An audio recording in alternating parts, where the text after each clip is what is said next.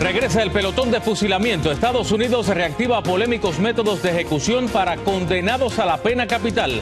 Hablamos con un latino que pasó 17 años en el corredor de la muerte. Corte de Apelaciones abre el camino para reanudar el asilo en la frontera. Jueces determinan que fue ilegal la declaración del presidente Trump sobre una supuesta invasión de inmigrantes. Poderoso tornado devasta Oklahoma. A su paso deja casas convertidas en escombros, múltiples heridos y una estela de destrucción en el centro del país. Atentado terrorista sacude a Colombia. Un autobús escolar explota cerca de una base militar y deja heridos. Disidencias de las FARC vuelven a sembrar el terror en Cali. Así comienza su noticiero Estrella TV.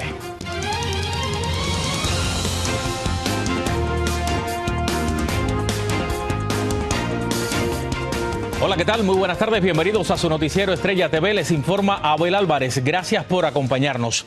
Y mire, la pena de muerte vuelve a encender el debate nacional y esta vez no solo por quien podría ser ejecutado, sino por los métodos que el gobierno federal busca reactivar, incluyendo el pelotón de fusilamiento. Expertos advierten que el país podría estar retrocediendo a una etapa más dura y polémica de su sistema de justicia. Vamos hasta Arizona. Rubén Pereira nos explica un poco más.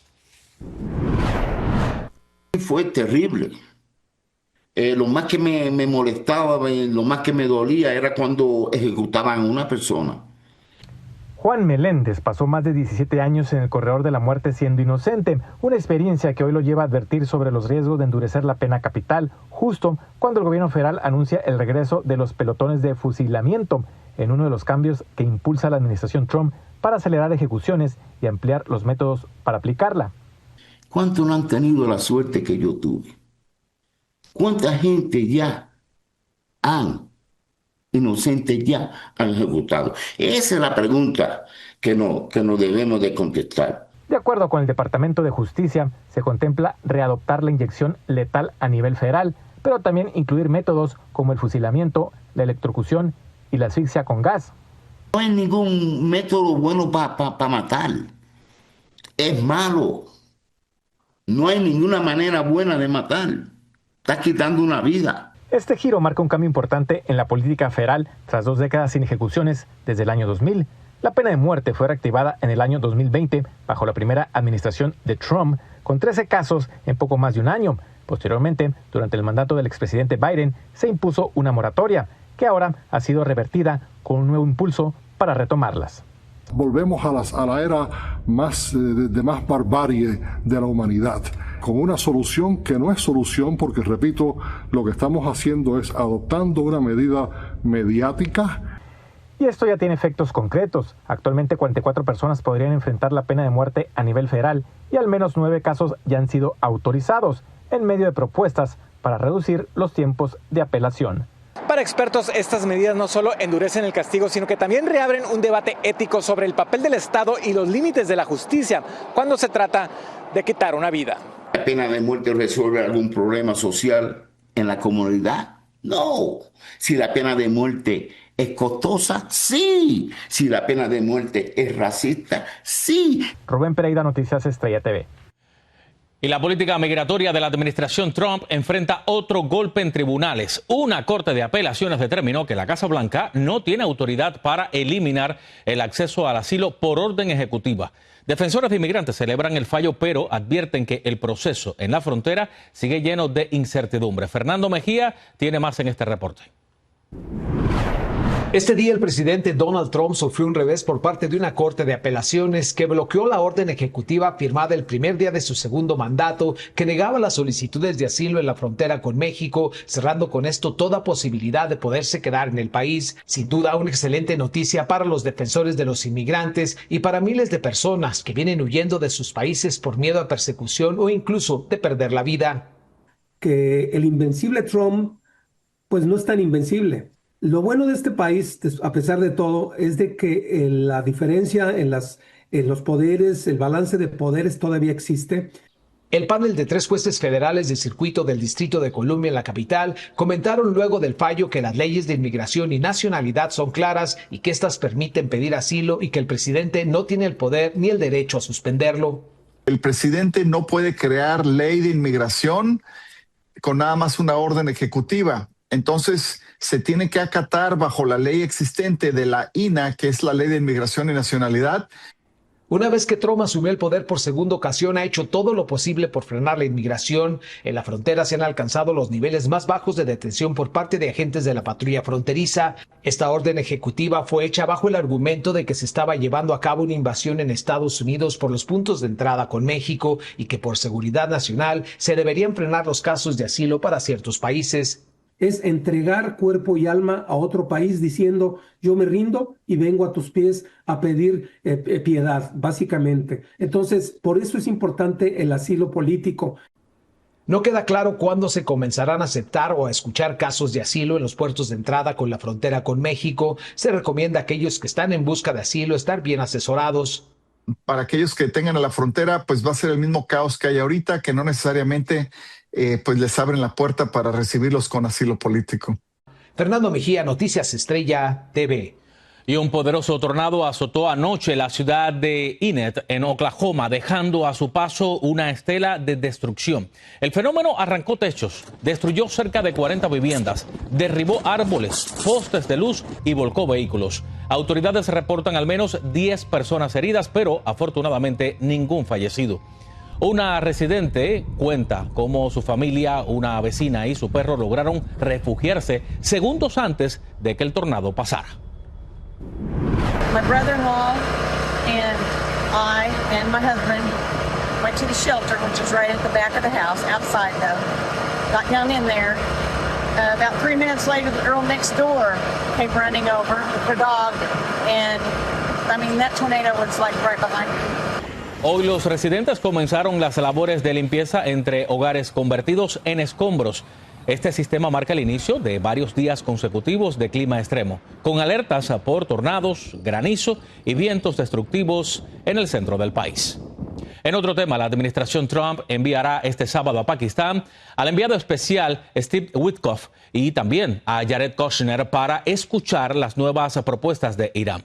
La Casa Blanca dice que ha visto algunos avances, aunque no dio detalles. El vicepresidente J.D. Vance, que encabezó una primera ronda fallida este mes, está en espera para sumarse si las negociaciones prosperan. Cada galón de gasolina cuesta más para trabajadores, familias y pequeños transportistas. Algunos temen que, si la guerra con Irán escala, llenar el tanque sea casi imposible, mientras el presidente Trump asegura que tiene todo el tiempo del mundo para resolver el conflicto. Muchos conductores dicen que ya no pueden esperar más. En Texas, David Medina tiene las reacciones. Estamos en una crisis muy difícil. Sergio es dueño de un camión de carga con el que se gana la vida y señala que el alto precio de la gasolina le está afectando el bolsillo y teme que el galón llegue a costar entre $7 y $8 en los próximos meses. $7 o $8 ya sería mucho, no sé, pues se tiene que parar uno por completo porque no va a ser negocio ya, ¿no? Aunque el precio de la gasolina a nivel nacional ha estado cerca de $4 y $5, ya se ha reportado casos extremos en áreas como California, donde el precio ha superado los $8.70 por galón en ciertas estaciones. Gasta hasta $40 de gas. A veces sí, se está gastando mucho. Una encuesta de Reuters y Ipsos publicada este viernes indica que alrededor del 77% de los votantes registrados en la encuesta afirmaron que Trump tiene al menos una buena parte de la responsabilidad en el reciente aumento de los precios de la gasolina, provocado por su decisión de iniciar una guerra con Irán. En 3 meses, probablemente, $4.55. Hay un escenario extremo que esto pudiera llegar entre $6 y $7 si la guerra escala. Si el galón de gasolina llegara a costar $8, el impacto en el bolsillo de los consumidores se duplicaría. Primera vez en la vida que pongo tanto en gasolina, así que sí se está viendo la diferencia, es bastante. Pero en la calle, ciudadanos aseguran estar pagando $4 en gasolina regular. Antes del inicio de la guerra, el promedio nacional rondaba entre los $3 por galón. El presidente Trump dijo este jueves en la Casa Blanca que cuenta con todo el tiempo del mundo para resolver la guerra con Irán y que no tiene una fecha para poner fin al conflicto. Y es que el aumento del precio en la gasolina representa ahora un reto para Trump y el Partido Republicano, lo que podría influir en el ánimo del electorado en un momento clave en las próximas elecciones de medio término en noviembre. David Medina, Noticias Estrella TV. Dos autobuses de transporte público chocaron de frente este viernes cerca del Pentágono en Arlington, Virginia. Según las autoridades, las unidades impactaron poco antes de las 7:30 de la mañana, en plena hora pico. Al menos 23 personas resultaron heridas, entre ellas 10 trabajadores del Departamento de Defensa. 18 fueron llevadas a hospitales y 5 recibieron atención médica en el lugar. Hasta ahora no está claro la causa del incidente. Con esto nos vamos a una pausa, pero no se muevan porque hay más al regresar. Vuelve el terror a las calles de Cali, Colombia. Una nueva explosión frente a un cuartel militar pone en alerta máxima a las autoridades. Un adolescente detenido por pedir libertad en Cuba suplica salir de prisión. Su padre denuncia abusos. La historia al volver.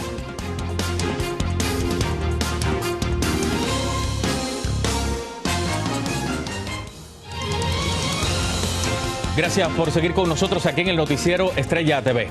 Mire, un atentado con explosivos sacude nuevamente a Colombia. Una cámara de seguridad captó el momento en el que un vehículo explota muy cerca de una base militar en la ciudad de Cali. Según los primeros reportes, los atacantes habrían usado un autobús escolar para lanzar cilindros bomba contra la instalación militar. Varios artefactos no detonaron, pero uno sí explotó dentro del vehículo y provocó el incendio. Hasta ahora se reportan 2 mujeres heridas. Las autoridades atribuyen preliminarmente el ataque a la disidencia Jaime Martínez de las FARC. El hecho revive el temor en Cali, 8 meses después de otro atentado contra una base militar que dejó 7 muertos y decenas de heridos. Cayó en Argentina uno de los presuntos cerebros detrás del masivo contrabando de combustible conocido como huachicol fiscal en México. Fernando Farías Laguna, contraalmirante de la Marina, es señalado de encabezar una red que habría desviado, escuche esto, cientos de miles de millones de pesos usando puertos, sobornos y documentos falsos. Desde la Ciudad de México, Víctor Blázquez nos amplía. Cayó en Argentina el contraalmirante de la Marina Armada de México, Fernando Farías Laguna, señalado como presunto líder de una red de huachicol fiscal que desfalcó al país por unos 600 mil millones de pesos por año entre 2019 y los primeros meses de 2025. Así es como los oficiales de Interpol lo subieron a un auto para ser trasladado. Esta red era encabezada por los 2 hermanos Farías Laguna. Abajo de ellos existía toda una red operativa en donde ellos reclutaban o iban reclutando por medio de sobornos a altos mandos de la Marina, que eran los que controlaban los distintos puertos del país, para que participaran en esta red criminal. Farías Laguna es sobrino político del exsecretario de Marina Rafael Ojeda Durán durante el periodo del expresidente Andrés Manuel López Obrador y se espera llegue a México en un proceso de deportación luego de que usara un pasaporte falso de origen guatemalteco para ingresar a Argentina. Para ver si puede haber una deportación porque él entra con un pasaporte falso y en caso de que no fuera así, pues ya se establecería las condiciones de extradición. El expediente de la causa penal al que Mexicanos contra la Corrupción tuvo acceso y Estrella TV pudo revisar, Fernando Farías en un solo año recibió 41 depósitos que suman más de 40 millones de pesos en sus cuentas personales, lo que en su momento la Unidad de Inteligencia Financiera catalogó como inusuales las operaciones. Te digo, a mí me parece muy ingenuo pensar que si tenías a tus 2 sobrinos políticos operando una red de huachicol fiscal del tamaño que tenía esta red, pues tú como secretario de la Marina no hubieras estado enterado, que incluso operaba en conjunto con cárteles de la droga, porque estos buques y las empresas importadoras de este huachicol están vinculadas al cártel Jalisco Nueva Generación. Aunque la presidenta Sheinbaum aseguró que todo funcionario va a ser investigado por el delito de huachicol fiscal, lo cierto es que la captura de Farías es solo el principio de toda una red que operaba en por lo menos 3 puertos aduanales. En Ciudad de México, Víctor Blázquez, Noticias, Estrella TV. Y una adolescente de 16 años lanza un llamado desesperado desde una cárcel para adultos en Cuba. El menor Jonathan David Muir Burgos fue detenido por pedir libertad en una protesta y podría ser condenado a más de 1 década en prisión. El joven, que padece de una enfermedad en la piel por fuertes infecciones, llamó a su familia suplicándole que lo saquen de la cárcel. Su padre denuncia que su salud ha empeorado por la falta de atención médica, mala alimentación y condiciones insalubres en prisión. El día 18 debía ponerse el primer bulbo de Evertran para ayudarle con el sistema inmunológico. No se le ha puesto por estar en unas condiciones inhóspitas, unas condiciones precarias, unas condiciones que no debería estar ahí. Me llamó ayer a las 1:45 de la madrugada y le preguntamos que por qué no descansaba, que por qué no dormía, y nos refiere que es por la inmensa cantidad de chinches que le pican su cuerpo y le están infectando allí, agravando más su salud física y la salud mental, que entra en procesos vagal o hipoglicemia, también por el hambre que está pasando, por las minidosis de alimento que recibe, que son muy inadecuadas. Un niño que padece de ese proceso vagal. Me dirijo por este medio a toda la comunidad de derechos humanos, todas las ONG, todas las personas de buena voluntad que defienden los derechos humanos y la integridad física, que por favor, nuestro hijo necesita ser libre ya. El caso ha generado denuncias internacionales y pedidos de intervención de organizaciones que exigen su liberación inmediata. El presidente de Colombia, Gustavo Petro, viajó a Caracas para reunirse con la líder venezolana Delcy Rodríguez. Este es el primer encuentro entre ambos mandatarios desde la captura de Nicolás Maduro. La reunión busca abordar los principales desafíos en la frontera común y fortalecer la cooperación en seguridad en medio de la presencia de grupos armados en la zona. Y con esto nos vamos a una pausa, pero no se muevan porque hay más al regresar. En Hecho por Latinos, un colombiano transforma el cuidado canino con una misión: proteger a las mascotas del maltrato. La tarjeta dorada del presidente Trump pierde brillo. Al volver le contamos cuántas personas han logrado obtenerla. No se vaya.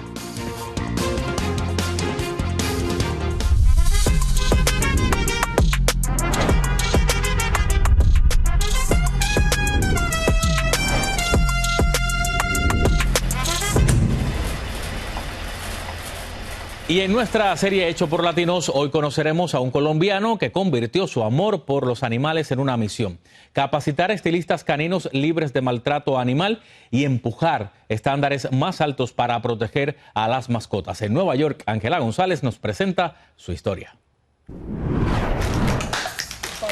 Andrés Montero llegó de Colombia hace más de 5 años. Estilista canino de profesión, tenía una meta clara: ser una marca reconocida para poder llegar a muchos lugares donde existe el maltrato animal y pues minimizarlo. Desde que comenzó a trabajar en spa caninos, se dio cuenta que no existían regulaciones para cuidar apropiadamente de no hacerle daño a los animales. Hay mucha crueldad y maltrato también dentro de paredes. Desde saber secarlos para no quemarlos o calmarlos para no cortarlos, y utilizar la tecnología y herramientas del mundo moderno. Fue entonces cuando decidió fundar su propia compañía, Amo Pet Groomers, y hasta diseñó sus propios uniformes. Los colores son diseñados también para que los perros nos noten en los colores de ellos, como nos ven. Entonces está el azul, la marina, el blanco, el negro y el gris. Entonces eso tiene que ver. Y la bandera, porque soy orgullosamente colombiano y pues nada, quisiera pegar mi bandera de Amo Grooming en muchos lados, estados y países. Y desde hace 1 año y medio imparte cursos para groomers con propósito y libres de maltrato animal. Me gustó muchísimo porque aprendí técnicas, practiqué bastante. Puedes generar nuevos groomers con propósito. Y pues sí, en este momento sí requiero como ayuda o patrocinio a alguien que se quiera unir a esta causa. Otrora estilista canino de artistas en Beverly Hills y Manhattan, llegó a cuidar a Enzo, el perro Akita de J Balvin, y ahora quiere llamar la atención de legisladores. Estoy en un plan de poder hacer como hacen en los restaurantes, tener la letra A, B o C, dependiendo de cómo está estandarizado tu peluquería en el condado, en el sitio donde se encuentra, cómo se ve profesionalmente y cuáles son los niveles. Quisiera como poner en niveles para llegar a una excelencia. Desde que comenzó sus programas de capacitación, Andrés ya ha graduado a 10 estilistas caninos bajo estándares libres de maltrato animal. Desde Nueva York, Ángela González, Noticias Estrella TV. Y otro orgullo latino es Fernando Mendoza, quien hizo historia en la NFL al ser elegido como primera selección global del draft 2026. Mire cómo celebró con su familia en Miami. And the celebration is on in the Mendoza household and party. The first Indiana player drafted #1 in the common draft era. El quarterback de raíces cubanas se unirá a los Raiders de Las Vegas y se convierte en el tercer jugador de ascendencia latinoamericana en la historia en ser el número 1 del draft de la NFL.